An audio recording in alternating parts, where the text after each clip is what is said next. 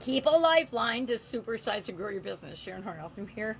It's a pom-pom that my oldest granddaughter made for her cousin, my middle granddaughter. I now have 3 granddaughters. So today we're talking about the idiom, the expression, keep a lifeline.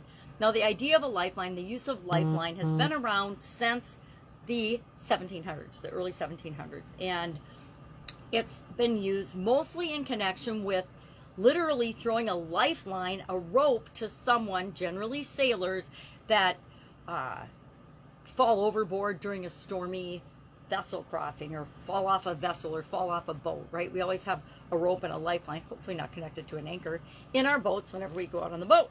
So it's a term and idea that's been around for hundreds of years, and it has morphed into all kinds of different idioms and sayings. You know, we've talked about throw a lifeline, we've talked about other types of lifelines, but today's is keep a lifeline. And this one was first recorded in the 19th century, so it's a relatively newer version of the idea of having a lifeline. But what does this have to do with growing and building and supersizing our business? What does it mean? It means to have a source of support or assistance when needed, right? During challenging times.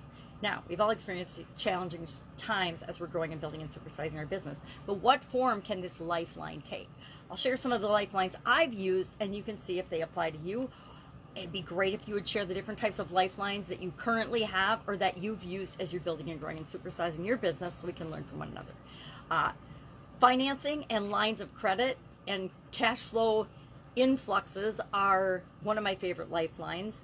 Relationships, our network of people that we're connected with, are great lifelines.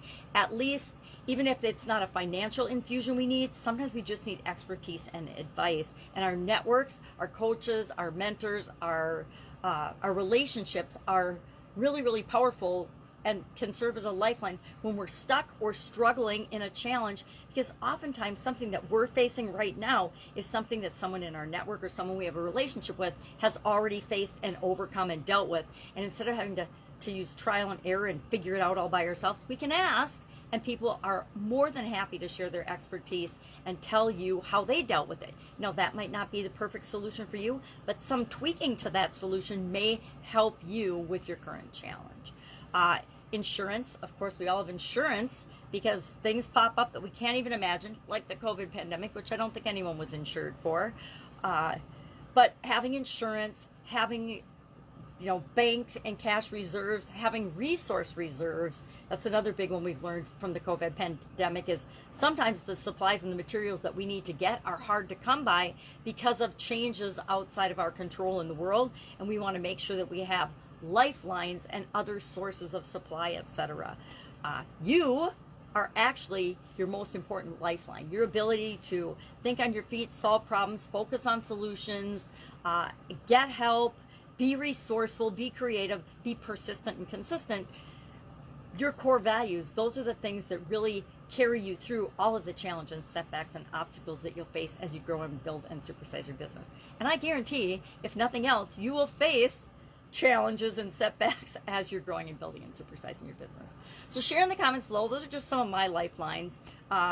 There's other lifelines. There's legal help or expertise in different functions in different areas that often serve as a lifeline. My accountants have often been a lifeline in terms of how to handle certain situations or challenges. My lawyers as well, my counsels and my coaches and mentors and network, etc. I've had to call upon all of them as I've grown and built and supersized my business, as you probably will too. All right, have an awesome day. If I can help in any way, ask. Otherwise, I'll be with you tomorrow with another interesting idiom. What does it mean? Where does it come from? And how might you use it to supersize and grow your business right now? Have a great day.